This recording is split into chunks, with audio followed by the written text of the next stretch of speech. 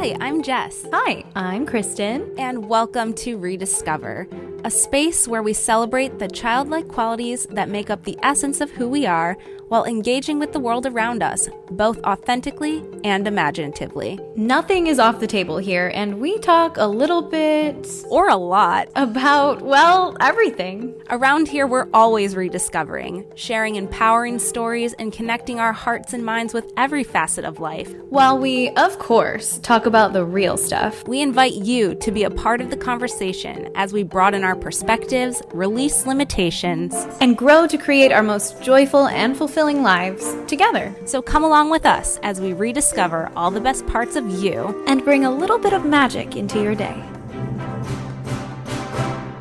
Hi everyone, I'm Jess. Hi, I'm Kristen. And welcome back to this week's episode of ReDIScover. It's our last episode of London Bridge. And what better way to end than to take you guys to London and do a little travel-esque episode about some of the best things to do there. I just finished up my month in London while nomading around, and I'm just really excited to talk about it. I haven't even gotten to catch Kristen up on everything that we've been doing out there. So I think this will just be a fun conversation that you guys can listen in on and maybe learn a few things, especially if you're thinking of heading to London this summer or beyond. Yeah, it's literally like we're just catching up on life. And for those of you who have been living under a rock, Jess is nomading around Europe with her partner, Steven, and they are just seeing and doing all of the things. This was like jam-packed. Like, I think there were some other places where you were like, okay, there are things I want to do here and there, but I'm also like letting myself rest, like when you were in Ireland. And then you got to London and I was like, she is doing the most. Oh, and it was exciting. It felt like a very different energy. I don't think I slept for like the last 2 weeks that we were there. Just because, a lot of people from the States go to London and I have a lot of friends from London. So the amount of recommendations I was getting from all angles was crazy. And then people who live there too are so excited to share with you about places to go or things to see or foods to eat. As you guys know, like, I think one of my main pillars of everything I talk about, especially on social media, is like word of mouth recommendations. That's my favorite way to travel. So London's chock full of them, and you're going to hear a lot in this episode. Okay, this may be controversial, but I think that I enjoyed London more than New York City. Yes. Jessica Faye Hall. I know, it's big. They're big words, but London. I am shocked. I know. London has this charm that is so different, I think, than New York. There's like the buildings and the architecture is so different. Well, it's older, like much older. Much older. There's all this history there. And I think the difference too between London and New York is I feel like everywhere in New York, I'm like surrounded by the hustle and bustle and like the craziness.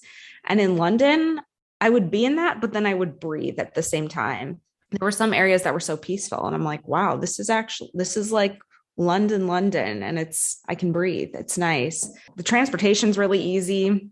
Love the tube. It's just overall, it's really great. There's a lot to learn. I feel like London and like big cities, I feel like it's kind of like going to Disney. Like, you got to learn your ropes. Like, how do I get around? What do I go to? How do I utilize my time? Like, it's so jam-packed, Yeah, I make that comparison a lot as well. I think that it's very similar to planning a Disney trip because you really have to think about, and if you are like a Disney vet or someone who's used to planning those trips, I think your mind is like already going to be primed for this type of trip because you have to think about, okay, this is the time frame I'm working with. This is what the weather's going to be. This is how long transportation will take from here to here. And these are like my top must-dos. And then these are like the things that I want to do if I have extra time. And you sort of have to play like Tetris with all of it to make it work. And then I think the same thing that I tell people about planning a Disney trip, and I'm sure that this is true for your experience in London, is also like leaving that breathing room to let things come to you and like let things surprise you. And maybe you stumble across something as you're walking around, or maybe you do find like a quiet, peaceful space that you want to pause in for a while. And maybe it's a park, maybe it's a little garden or something. And you're like, you know what?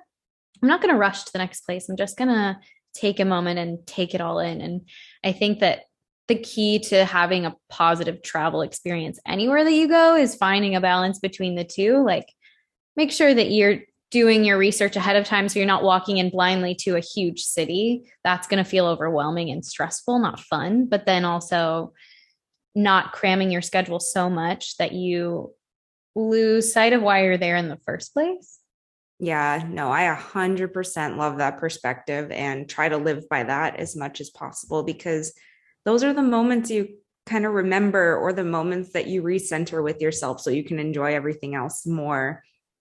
If you don't take that time to breathe and walk through the park, like, it's just constant overstimulation. And sometimes it's like you do so much and then you feel like you never do enough. And it's like there's this like lack feeling to it, when the reality is you've done so much. So it's recentering and breathing and being like, wow, like, I'm going to take this moment to reflect and just be here instead of be all up in my head or in the rush. It's because we forget to be present when we're trying to, because if we are keeping so tightly adhered to an itinerary, we're just really thinking about the next thing that we're doing, not the thing that we're doing right now. Like, okay, where's dinner? Or, okay, what time do we have to be at the theater or whatever? And you're thinking about the next thing. So you're never present in the thing that you're doing right now, at least never fully present. And that's when you get that feeling. I know exactly that feeling of like, oh, the trip is over. And like, I feel like I didn't even enjoy it. And this was not meant to be an episode about like travel philosophy, but honestly, I love it. No, I really love that. And I think a lot of the stuff we're talking about right now is a lot of experience that I've just reflected on in the past month. I've had that rushing, fleeting feeling, and I've had those centering moments. And yeah, I mean, whether it's a short trip or a long trip or a travel living situation, kind of like we're doing, it's those feelings come up, and it's learning how to balance, and being present is the key, which we always talk about. And it's a practice. It's a muscle. Being present is just not the most natural thing sometimes with just the world we live in. So it's the key. Yeah. It's really like a defiance, right? Like totally countercultural to be present and to not be constantly thinking about the next thing and the next thing. And I'm guilty of it. We're all guilty of it. Oh yeah, me too. It's impossible. It's like an undertow that you cannot help but get caught up in. But I think when you can like find your footing, that's when you make those memories that are just really priceless and really ingrained, and that you kind of find yourself coming back to in like a nostalgic space later on. And that's when travel becomes this really priceless experience, because it gives you something to come back to. And like, maybe you can't physically be in that place all the time, but you can come back to it over and over again. Yeah. Wow. What a way to set this. Well, let's talk about London. I was going to say, let's get a little more logistical. Yeah. And I know you were there for a month, so you had lots of time to see and do so many things, but I think we are going to start kind of a little more touristy. Yeah. And get off the beaten path from there. So we'll start a little more mainstream, and you can kind of give us the highlights. Let's do it. So I think, of course, you've got your must-sees for London, like those cliche things that you're always going to hear about. And I'm just going to kind of highlight the things that I found that were my favorites, that were worth doing, and we'll go from there. So I think the moment that I felt like I was really in London was when I saw the London Eye for the first time. And that was one of those moments, like we were just talking about, being really reflective. And we went out to dinner, walked by the water, and saw the London Eye on the water. And it was all lit up at night. And it was so beautiful. And it was such a, oh my God, we're in London moment. So about a week or two later, we actually did go on the London Eye. And I think it's totally worth doing, especially your first time going there. It's basically like a gigantic Ferris wheel. And you go inside a pod, and it's about a 27 to 29 minute experience all the way around. That's long. Yeah, it's nice and long, but it goes by super fast. And it's beautiful. You're going to see all the sights of London. You'll see the Tower Bridge, the London Bridge, the Google offices. Wow. I know. And most importantly, Big Ben. But I learned from Lucy, who used to be a guide on the London Eye, she said that Big Ben is actually the name of the bell, like inside of the clock tower. And the clock tower is called the Queen Elizabeth Tower. So, newsflash, that's a fact. What? I know. It's very confusing, but also very interesting. I'm like astounded that so many of us are calling it that when we are all just so wrong. I know. Well, everybody calls it that. So I know. that was a big fact that I learned. Like this cultural phenomenon that's just literally been swept under the rug. I know. It's fine. Something that we did, which this was a perk because, you know, Lucy had some connections with her old job, but we got to go in the pub pod on the London Eye, which was all themed Jameson. And they had less people in the pod and you got 2 drinks included. And it was all decked out with Jameson decor, which was really cool. And if that's something you kind of want to splurge on, highly recommend it. It was absolutely a blast.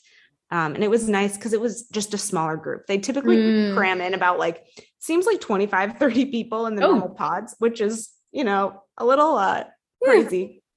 Yeah. It's like the panini just doesn't exist. No. But we don't want to be in the panini press. I literally, but in the pub pod, it was only about 8 people and it's pretty big. So that was really nice.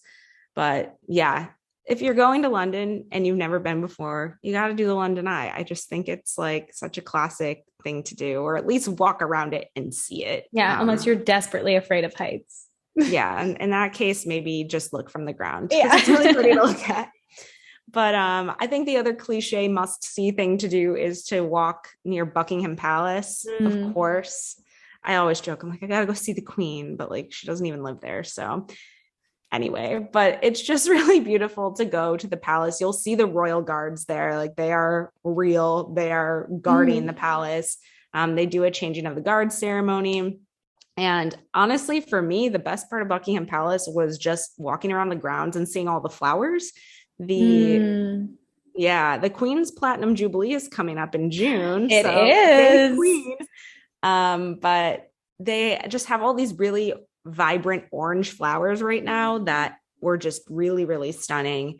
And that was like my favorite part of it. So you can go a little bit more intense than we did. I'm sure they have like guided tours and things like that. We honestly just went to go walk around. There's a park nearby, but it's a really beautiful thing to see. Yeah. And I think we've talked about this before on past episodes. Doing the touristy thing, I think a lot of us think is so cliche and we shouldn't do the touristy thing. And I think, again, it's a balance, but there are certain just quintessential things that are quintessential for a reason. And exactly, like you have to get the full experience. And whether you choose to, you know, spend a lot of money or a little or none at all and just go at least see the thing, it's like, that's something you will never see in New York because we don't have a monarchy in America. So you're never going to see a palace and a royal guard and like a changing of the guard ceremony, anything like that. So it is part of that like whimsy of Europe that we, especially like as Americans, are just so not accustomed to, that is so charming and enchanting. And I think you have to give yourself over to that. It's absolutely like a storybook. Yeah, it really is. And I finally started the first few episodes of The Crown while we were there. Yay!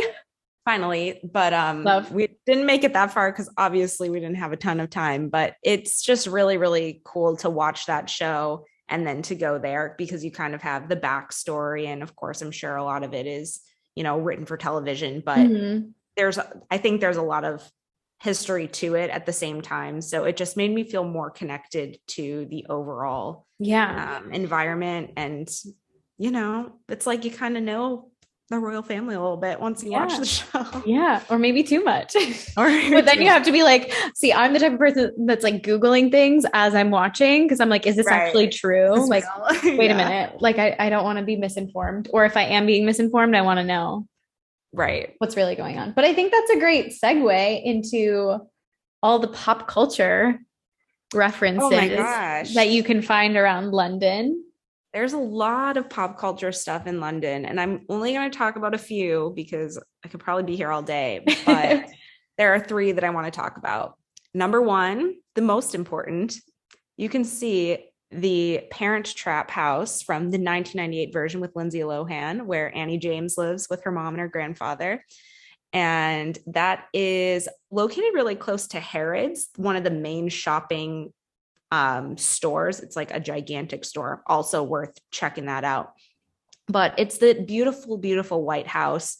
And you can only see the outside. It's 23 Egerton Street, I think. She's out here giving the address. Yeah. I mean, if you look it up, you're going to find it on Google. Yeah. But it's really easy to get to. We just took the underground there, popped out right by Harrods and walked over. It's like a 10-minute walk from there. You have to take a picture. You have to do the Parent Trap handshake. It's just so much fun.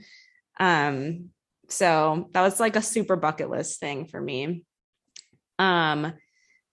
Second thing is Abbey Road. You can go see Abbey Road. That's on the Beatles cover.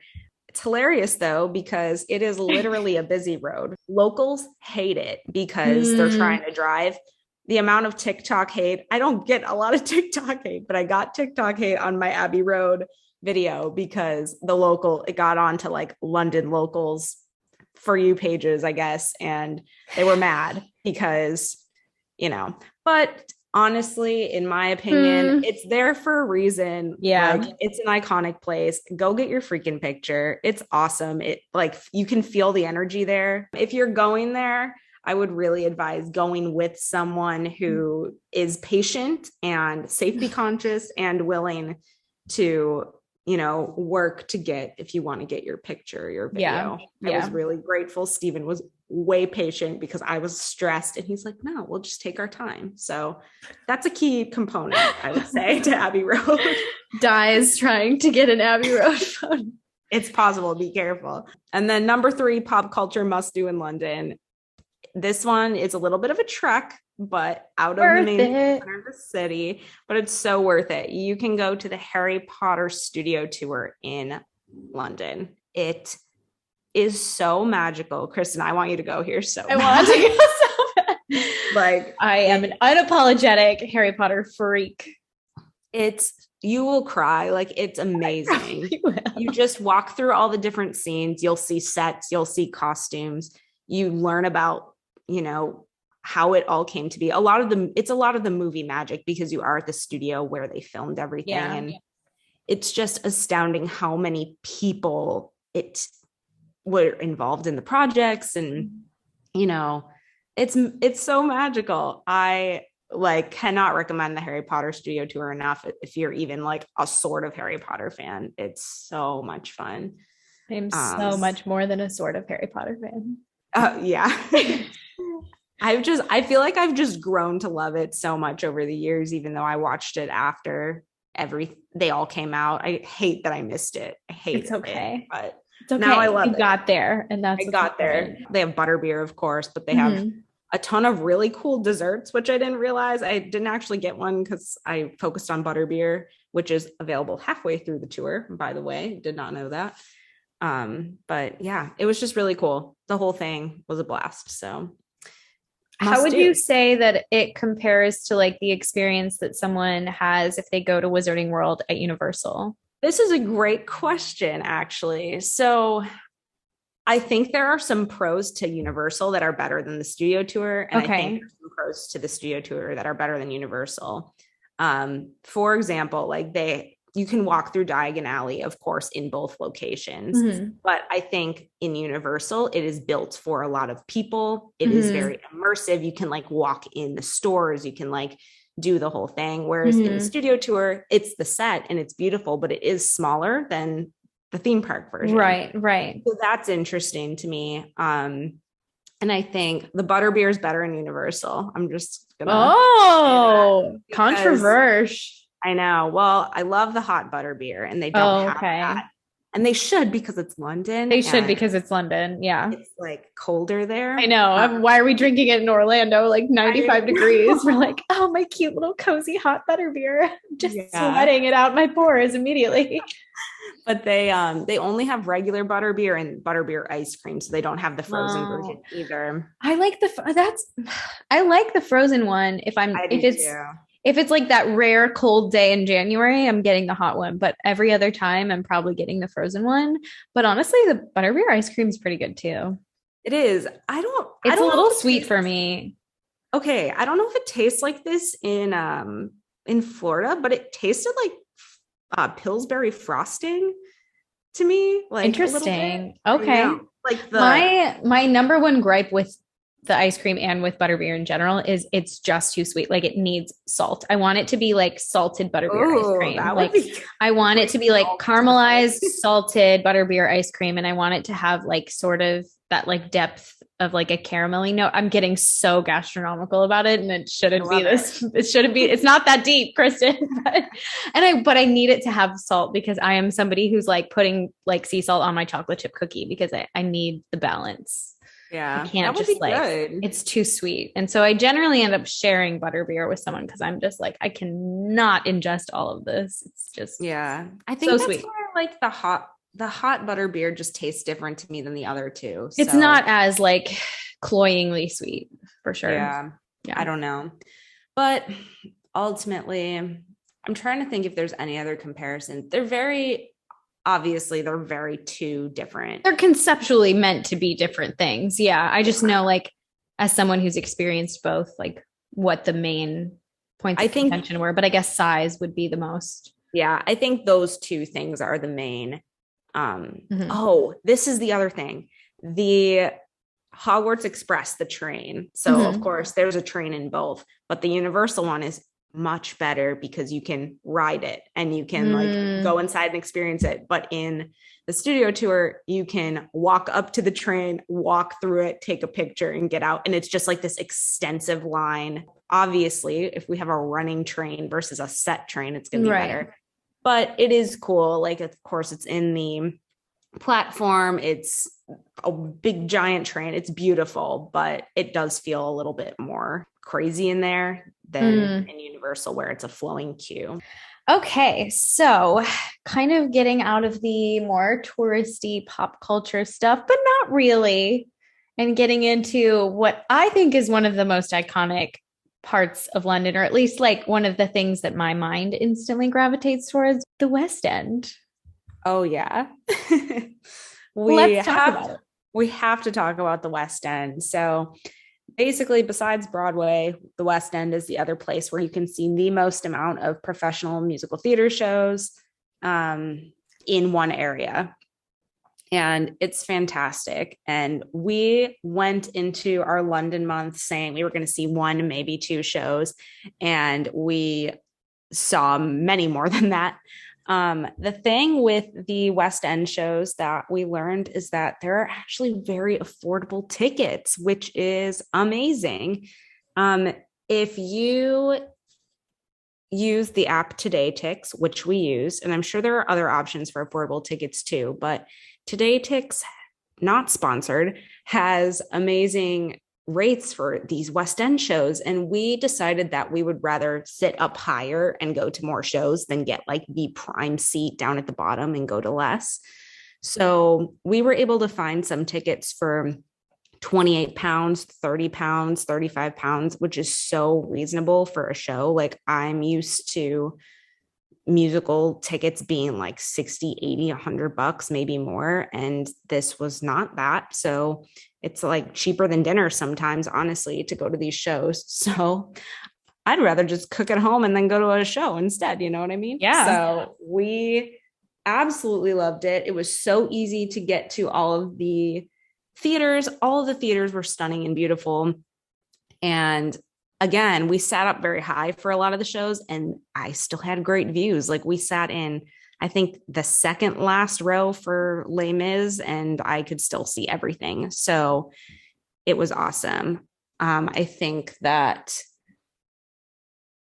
you know, whatever is up at the time is like it's so much fun to sift through and go through and figure out which ones you want to go to. Like we would just scroll through Today Ticks and be like, okay, there's all of these shows up. Which ones do we want to see? They had rush tickets available sometimes. So if you could snag those, you can get really good seats in like some of the better areas for cheaper, which is awesome. And they had lotteries for Hamilton and Harry Potter and the Cursed Child, which we did not win, but hey, give it a go. I always say you gotta enter to win. So that's true. Yeah. Never hurts to try. Exactly. So I would say we saw Wicked, we saw Jersey Boys, Les Mis, Mary Poppins, Book of Mormon, and Mamma Mia. And I think Wicked was the best for like spectacular. And it was really fun because obviously Wicked is performed by Idina Menzel and Kristen Chenoweth originally. So that's American accents. So it was cool to see Wicked with British accents. It was really charming and sweet. I loved that. And I haven't seen that one in forever. So it was cool to see it again. And then I would say Mary Poppins, the sets were really, really stunning, I noticed. And that was a fun one to see in London because it's very similar to England, obviously. So it's set in London. It's set in London. So it's really great. And I think the only thing with Mary Poppins, and this is like a side tangent, but I don't really love how the musical's written when the movie is so perfect. The characters, I don't know the last time you've seen it, Kristen. I'm not going to disagree with you because I feel the same way. Yes. Yeah, it's been. I've seen it twice, and both times I was like, I love this because I love Mary Poppins, as we all know. But like the movie just literally picked up and put on a stage would have been better, even better. Yeah. And I know. It's like, I think the main gripe I had about it, this is a side tangent and I don't even care, but the main gripe I had about it was Mr. Banks is so, he's got that really tough exterior in the movie, but he has some redeeming qualities and like he's comedic and funny. And I think in the theater portrayal of him, he is just like, there's no redeeming qualities at all. He's just like kind of a terrible person until the end. He just flips a switch. And I mean, Mrs. Banks doesn't even have her feminist like rallies that she Women's suffrage movement. I know. But anyways, that could be a whole episode. But I thought the sets were really spectacular. It's kind of like the Banks house is like a dollhouse and it opens up and it's a full-size set.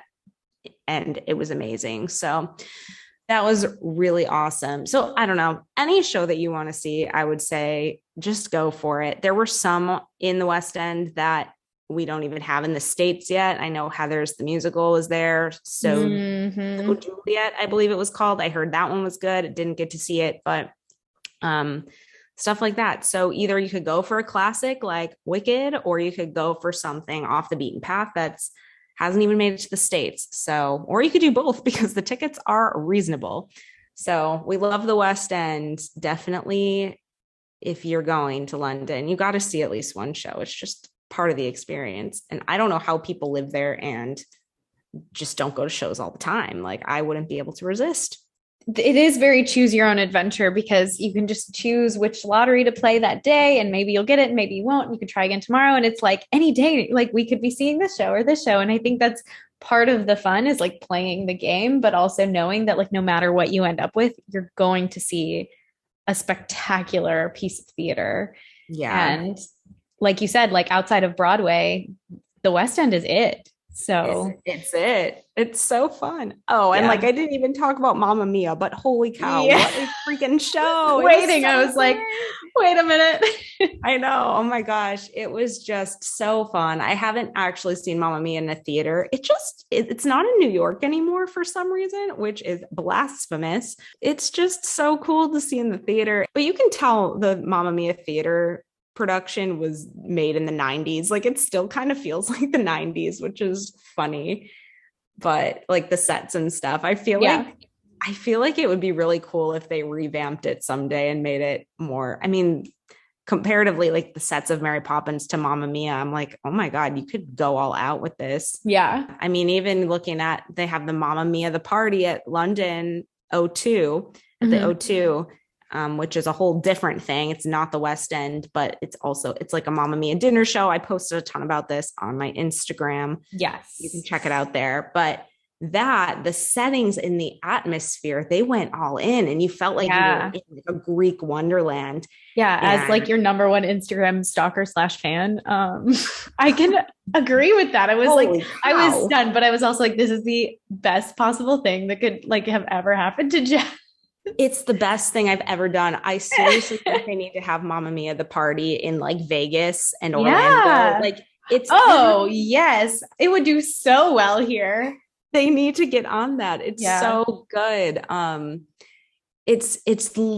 mean, I say this is how I describe it, but it's literally Mamma Mia hoop-dee-doo. You just go. Which, like, what is wrong with that? There are zero things, no notes. Perfection. It's perfection. So that was a special occasion for my birthday. And it's definitely it's like a big night out. But if you're a Mamma Mia fan, it's well worth your time. So yeah, lots to do. So I think kind of transitioning out of more of the spectacle in the show, we should talk about some more relaxing activities to do. Yeah. Like you said earlier, one of the great things about London was obviously that, you're in this giant international metropolis, but also there are these little like pockets of serenity, if you will, kind of scattered throughout. And I think in springtime specifically, and obviously like as someone who's not been there, I'm just going off of what I see, on social media and stuff, but the flowers that are they really just like everywhere? Because on my Instagram, they're everywhere. They're beautiful. Yeah. Honestly, I think London is a very springtime city, and maybe that's because that's when I've been there. I'm sure during the holidays, it's amazing. But I feel like that's the first time I really felt spring in a while, because in Buffalo, it's snowing half the time. Right. In Orlando, it's hot. It's summer. So London was actually springtime. And that's true. We never really got real spring. That's very true. Yeah. I'm just now realizing that, because I think when I've traveled to other places in the springtime months, I've sort of been like, oh, even California, like when the cherry blossoms come out in like March and it's still like cool-ish, I'm like, oh, yeah, spring. Because it snows in May in Buffalo. That's not atypical. And here, it's May right now and it's 95 degrees outside. So, oh my God. Yeah, I'd say it's about high 50s, low mid 60s in London in May. So that was really nice. I mean, you definitely have to dress in layers because it gets cold at night, but during the day, sometimes it's really nice. So yeah, it's spring for sure. And what better thing to do in the spring than walk through the park? That's like the thing to do in London, is to just go for a walk in the park. There's so many gigantic, beautiful, beautiful parks. And they're open land with either, bodies of water or flowers or fountains or whatever. And they go on forever. And you just see all these people walking their dogs or going for a jog or just spending time together and walking through, meandering. And it's like, we just don't have parks like that in the States. Like, I think that's why everyone loves Central Park so much, because that's the closest that I can describe to these London parks. But yeah, there's multiple London parks that are so big and open and amazing. And I don't know, like we don't really have those in Buffalo or Orlando. I mean, we do. They're they're different kinds of parks. Yeah, they're not. I don't know. There's always just like one, like we have Delaware Park in Buffalo, and then we have Lake Eola Park in Orlando, but it's like the central park of that, it's like in the middle of the city. It's like one and done. There aren't a lot of little like one-offs, if you will, that are right there. There's a difference in the feeling between parks in London and parks in the States. And that's like my overall assumption. And, maybe you can challenge that, up to you. But I personally just love the parks in London. I feel like very serene and very relaxed there. I'd say the best parks I went to, number one was Richmond Park, which is pretty far out, but that's where there are 600 deer that live in the park. So you will most likely see these beautiful deer that just are roaming about, and Triggered. that was really cool. They like live in this park, and it's so cute. Beautiful. And they're gentle, and don't go up to them or anything, but you can get close enough where you can see them, and they walked right by us. Well, they're used to people. Yeah. God. The main park, I would say, is Hyde Park. That one, it's gigantic. It goes on forever. And then Regent's Park, that was my favorite when I went back in 2016, but we went there on our last day. There was like a Japanese garden. There were all these fountains. It's beautiful. So definitely you have to take a walk in the park. It's like your 101 Dalmatians moment. Yeah. That's why I love them so much. So very relaxing and a good grounding experience. But I'd say another relaxing thing to do and another quintessential London thing to do is you have to go to afternoon tea. You would love this. Yeah. I was going to say, I know what this experience was. And I am my mother's daughter. We are afternoon tea people. Afternoon tea needs to be a thing everywhere. So my mom grew up having tea every single day when she got home from school, because she was basically raised by her grandmother, who is from England. And so she would like drop her book bag and tea would happen. And that's so cute. It would be like their little time to connect, and they would have little snacks and things and like biscuits and tea and whatever. And it just kind of became this thing. And my mom is also Swedish, and in Sweden and in Scandinavian culture, there are different names for it, but in Sweden it's called fika. And it's like this afternoon, like literal Zen moment that you have where you just like stop what you're doing. You literally like have a slice of cake or like some little sweet thing and some tea or coffee or whatever. And you like have a moment to pause in your day. And I grew up in this, like, I got home from school, and you know this because you've been in my home so many times, but my family's home, like the kitchen is very much where everyone hangs out. Yeah. And we would come home from school and like have a little snack or like have tea or lemonade or whatever and talk about our day and like just have that moment to connect and like decompress a little. And I think that even now I like find myself gravitating to, like, I'm an afternoon coffee drinker because I just like having that little moment in the middle of the day. And yeah. I think that I learned when I was experiencing afternoon tea, one of the things that I learned was that this tradition started because of that little energy dip you get in the middle of the day. So it's to recenter and to kind of rejuvenate. And we did 2 afternoon tea experiences, which was really cool. We did one, of course, in a normal tea room, but then we did one on a big red bus. So I know, crazy. I wanted to do an afternoon tea for my birthday, and we could not figure out where to go. There's tons of like beautiful hotels you can do afternoon tea at. You can do it in like tea rooms, but we couldn't get a reservation anywhere. And then last minute we found this afternoon tea bus by Bridget's Bakery, not sponsored, but I love it.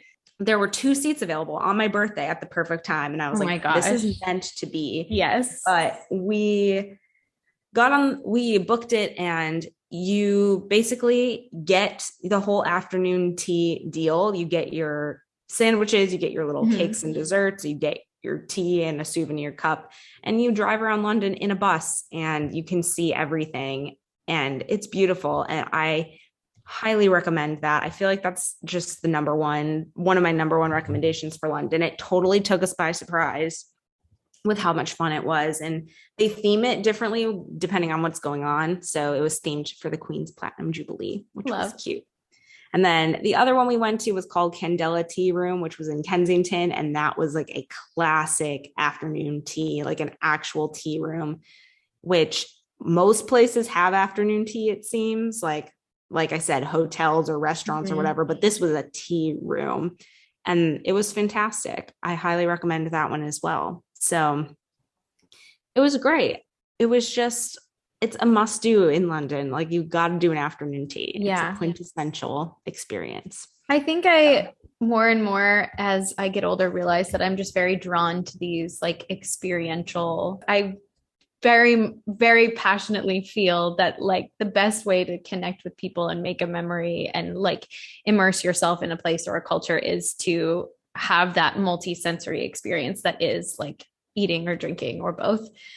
So I love that it was like on the bus and you could drive around and see London while you were having tea. Like that's just, it seems like a little like kitschy and novel, and you like didn't know if it was going to be hokey or not. Yeah, but it was so well done. Yeah, but leave it to England to like make a kitschy thing feel tasteful.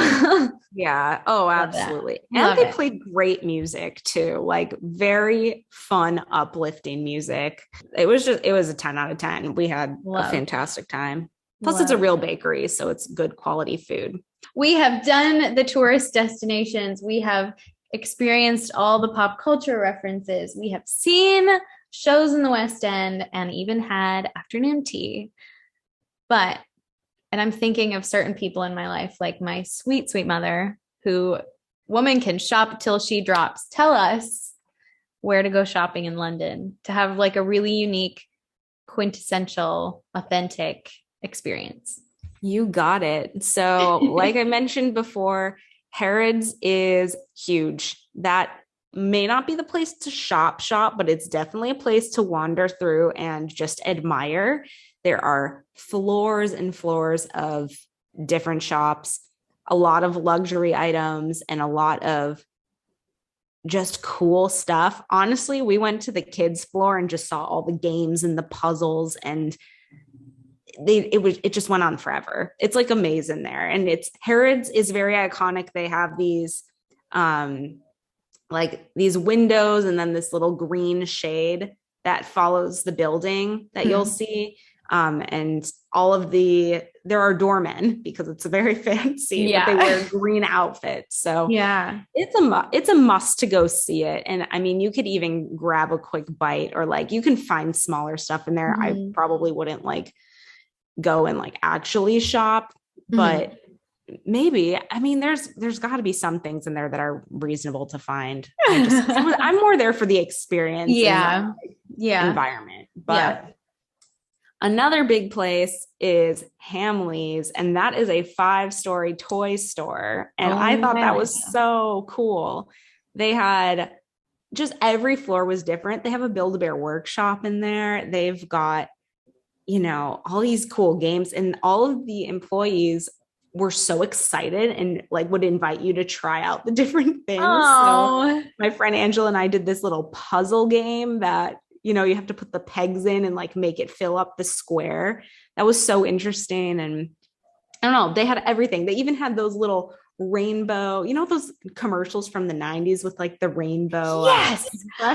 We almost bought one. But I always wanted one of those, but my mom thought it was like a gimmick and they didn't work or something. I know. But it looks so cool on TV. We were like, now that we're adults, we can buy our own. They also had the Sylvanian family animals from TikTok. I posted about this too, but they're these little animals that this person makes these TikToks of, where they literally have these dramatic reality show-esque TikToks with these tiny little bunnies and the internet porcupines. They're so freaking funny. They're so funny. Such an interesting play. It's so funny, but it was weird to see them in person because I've been watching them on TikTok since quarantine. So, and then I would say the other main thing that you are going to want to do in London, which is not really like shops, but there are markets. We went to 3 different markets. We went to Camden Market, which is everyone describes it as like the punk market, but it's more artistic and hipster. Yeah. There's a ton of food. There was a like rave store, which you got to see it to understand it. But there was like a DJ and neon lights. It was like EDC in a store. Oh, wow. Crazy. Borough Market was the best one, hands down. It's basically underneath these train tracks, and it's all of this different food. Kristen, you'd be a freaking obsessed with Borough Market. I love that kind of, like, that's shopping to me, like an outdoor market that's like food, local artisans, flowers, like that. That to me is like the shopping I want to do. I don't want to like be in a store with fluorescent lighting, and like I want to be outside. again, that's the best way to just soak up the culture. Yeah, if I lived there, I would go to Borough Market all the time because there was so much food that you could try, all sorts of different types. We ate so much, like I felt ill after, but it was worth it. That's how you know you did it right. And then the last market that's super notable is Columbia Flower Market, which was magical. Yes, so I loved seeing that. Yes, that's only on Sunday morning. So if you're there on a Sunday, it's a must do. Like it was a spiritual experience. Really. Yeah. You walk down Columbia Road and the whole entire street is lined with flower stands and every type, like tulips, roses, trees, anything you can think of. And we went on Easter Sunday, which it was crazy busy. I'm but sure it was crazy amazing. It was so colorful. And I would recommend to go in at the beginning of your trip if you can kind of plan it that way. So then you can take the flowers back to your Airbnb or your hotel because it's so nice to have fresh flowers. I think that's too expensive either. No, I think that's the most inexpensive way to make your home feel joyful and wherever, like whether it's a hotel or your actual home, like make a space feel bright and inviting and joyful and comforting is like get a plant or fresh flowers, like for sure. So I would say those are like my main things. It's not like typical shopping. I mean, there are giant malls like the Westfield Shopping Center in Stratford was built for the Olympics. So they have this gigantic mall that's like a city. And that's where, we went to kind of stock up on summer clothes as we're finally transitioning into summer. Yeah. But that was, more of a mall. And then the other experiences I mentioned are more unique to London, I think. And I would recommend any of them, especially those 3 markets. I'd say Borough number 1, Columbia Flower Market number 2, Camden number 3, but worth doing all of them for sure. I think that's a very doable itinerary, honestly. I think that pretty much wraps up like all of the main things you want to see. And I think overall too, my tip would be make sure you have Google Maps to help you learn where to go on the tube. That was really important. And of course, download Today Ticks for West End shows. I didn't even go too deep into restaurants in this episode, but it's because like anything we tried was so good. I'd say, my number 1 favorite was called Dishoom. It was an Indian restaurant. Just look it up. And if you are going, just go to Dishoom. Incredible. Don't ask questions. The most incredible culinary experience ever. They just brought dishes of like you order small plates of Indian food and it was just homemade and like delicious. But everything else we tried was so good. And London has so many unique, cool places to go. It's just a city like none other. They have anything and everything. You will never be bored and you will never be done. It's great. I hope this was helpful for anyone who's going, or if you just want to learn more about London and maybe keep it in mind for the future. Like definitely it's in my top favorite places in the world. Wow. Sure. You've sold me, Jess. Thanks. You sold me. I'm excited for you to get there. I think that it will I feel like it's a place you're just going to click into because of your interests and your background and I know. I have to take my mom for sure. Yeah, your mom and you need to go there. Yeah, we've talked about that for years. Well, thank you for taking us around London. I feel like we were on the Jessica Fay double-decker red bus. Yes. You were our tour guide. I'm so glad. I love sharing about it. I think it's so fun. If you ask me about London, I will light up and tell you anything and everything you want to know. So I'm glad we got to do an episode on it. I'm glad we got to theme our whole month to London Bridge. We are at the end of the bridge here, which is pretty crazy. Yeah. We got to chat with Vinny. We got to chat with Lucy, and then we got to chat about London. It's been such a fun month. I think before we wrap up, we should do a little housekeeping. Let's do it. We have a couple of announcements to make. The first of which is that now that we are up at the end of May, the day you are listening to this, it's May 31st, we are taking a little summer vacation. We're gonna rediscover summer vacation. I know we did a month of summer vacation last year. This year, we are going to take a proper summer vacation Yes. and take the months of June, July, and August away. Now, before you get sad, don't you worry. You still have 70 episodes. This is episode number 70 of ReDIScover. I know, which means that unless you have listened to all 70 episodes, and if you have, bravo. We love you and we love that for you.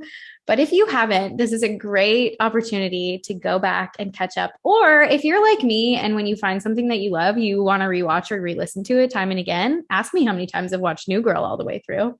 The limit does not exist.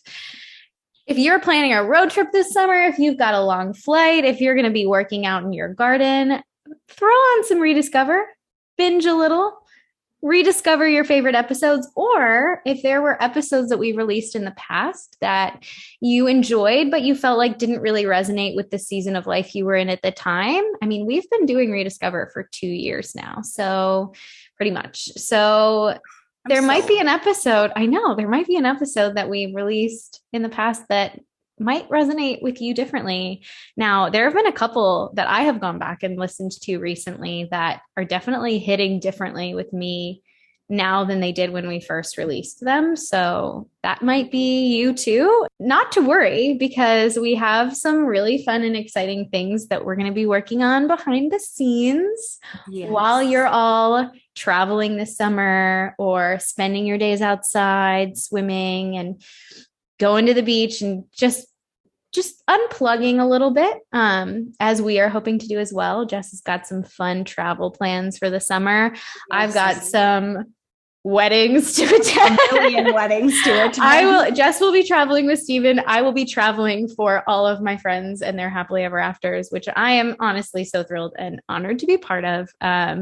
So we've got a couple of very busy, very fun summers ahead. And that means that we will come back in the fall with tons of stories to tell and new perspectives to share. And we've already got some fun ideas for episodes in the fall and some other fun things that we are just like so excited about that we can't wait to share with you. And I know that people do that and it's such a tease, but we'll trust the process. Yeah, they're long-term projects that I'm very, very excited about, the things we've discussed and the things we're going to create. Yeah. So ideally, when we come back, I would like to have an announcement ready and be ready to go. But in the meantime, as always, you can follow us on Instagram. Kristen is positively.Kristen. I am Jessica Faye 508. I have a TikTok going if you want to follow all my nomad life stuff throughout the summer. That's at The Road Just Traveled 508. I made a new TikTok. My blog is theroadjusttraveled.com. Traveled has one L in it. And I'm working on creating ebooks of all of the places that we've been traveling. Again, a long-term project, but those should be up on my website, hopefully within the next month or 2 or 3 at the latest. But those are in progress, and I'm very, very excited about them. Just so I can kind of help you guys out when people come to me and say, hey, I'm going to Scotland this summer. What should I do? I just want to be able to provide everything we learned, because thankfully with this whole experience that we're doing right now, like I'm getting to know these cities on such a deeper level than you ever do if you only go for 3 days or 2 days or a week even. So there's a lot to share and it's a lot to be excited about. So follow us over there. We'll still be active. ReDIScover will be on hiatus, but we'll be back because this is our baby. We love it. We love you guys and we love each other. And it's so much fun to be here. So this absolutely is something that we want to only see grow and only bring more light and positivity. So thank you for being here. Please share this episode and any that you think might resonate with the people that you love in your life, or just perfect strangers. That's a great way to break the ice and make a new friend. And we will see you back here at the end of the summer. All right, guys. Thank you so much for being here today and always. And we will talk to you next time. Bye. Thank you for joining us on today's episode of ReDIScover. If you haven't already subscribed, hit that button and join the ReDIScover fam. If you're like us and you have opinions about everything, leave us a review on Apple or Spotify. Your positivity inspires our creativity, and we love hearing from you. Join us every other Tuesday for brand new episodes full of rediscovery. And each month has its own unique theme, so be sure to catch them all. Follow us on Instagram at positively.kristen and at jessicafay508. And check out Jess's blog at theroadjesstraveled with 1l.com. Until next time, bye!